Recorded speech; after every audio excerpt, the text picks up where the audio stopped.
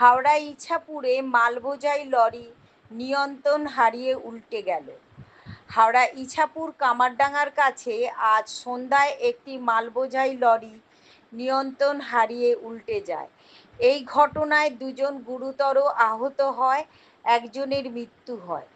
খবর পেয়ে ঘটনাস্থলে এসে পৌঁছায় দাসনগর থানার পুলিশ।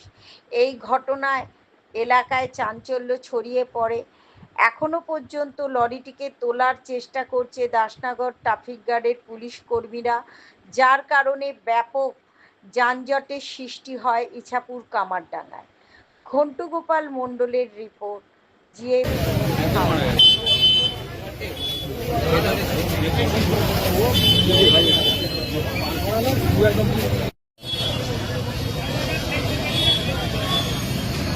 নিজের স্পটে আছে দেখা যাবে, নিজেটা আগেই আমার স্পটে আছে।